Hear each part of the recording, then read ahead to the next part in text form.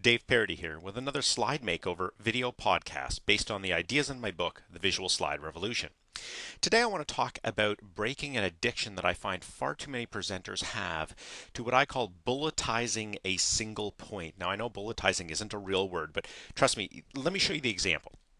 So here's an example of a slide that was sent to me recently, and it's for an instructional type of presentation where we have an exercise and we want the students to analyze some financial information on two different organizations that they've been given. And what happened here was that the presenter in putting together the slides basically took only one point that they had, which was use the information you've got to do a financial analysis from the investor's perspective. That was the one point that they had, but instead of making a single point, what they did is they found a compelling idea. We should bullet point everything. Again, we need to break this addiction. Too often we create bullet points simply because we feel we should fill up more of the slide. Because, if we only have one thing at the top of the slide and the rest of it's blank, people will wonder, gee, did you forget something? What's wrong with you? We need to break this addiction. We don't need to bullet point everything. Let me show you what I did for this one slide. This is the slide I created. So a couple things to notice here. The headline, conduct a financial analysis based on investor type using the information provided. That's the only real point we needed to make on this particular slide. And then what we do is we illustrate that with a visual. We have the logos of the two companies. Now, of course, I've replaced the ones that they had, which were the logos of real companies. So I've created two logos here. And then I've showed a spreadsheet screenshot of financial analysis going on. So now it allows me as the presenter to say, okay, here's what we need to do. We need to do a financial analysis on these two organizations based on the information we've got. And remember, it's related to the type of investor we're talking about. So remember when we talked about spreadsheets, we talked about analyzing it this way and that way. Now you remember the lessons there. Make sure that you keep those in mind. You may want to refer back to those previous lessons.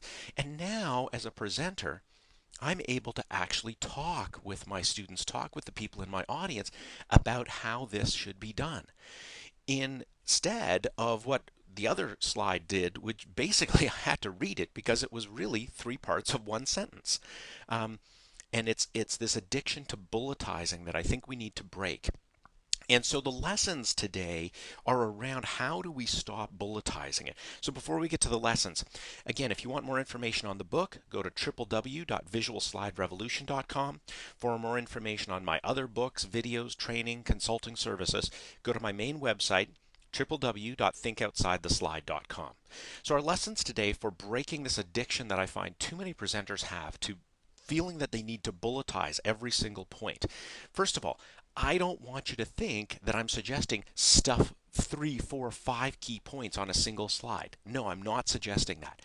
Keep to a single point each slide. Make a slide, make a single point. That's it. Don't try and stuff too many on there. But instead of bulletizing it, put that key message in a headline. At the top of the slide, a headline of almost a full sentence that says, here's what I want you to know from this particular slide. Once you've got the headline there, then add a visual that is going to illustrate that message. So in my case, it was a spreadsheet because we were talking about financial analysis and we were going to refer to some of the stuff we had done earlier. The two specific logos because those were the two cases that they had in front of them that we wanted them to work with. Now, what's it going to be in your situation? I'm not sure. But find a visual that illustrates that message that you've put into your headline. And then as a presenter, you free yourself up. No longer are you constrained or bound by the bullet point pieces of a sentence. What you do is you free yourself up to talk about that message. So as a presenter in the example today, I was able to talk about, remember what we did previously, the lessons we learned, here's how we want to apply it. That is depth that you as a presenter add that makes your presentation interesting and applicable to your audience instead of simply just reading sections of a sentence that have been bulletized on a slide. So if you find yourself with these slides that really only have one key point and you've broken them up into bullets simply to fill up the space on the slide.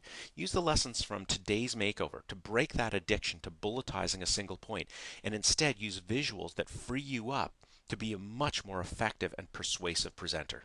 This has been Dave Parody with another Slide Makeover video podcast.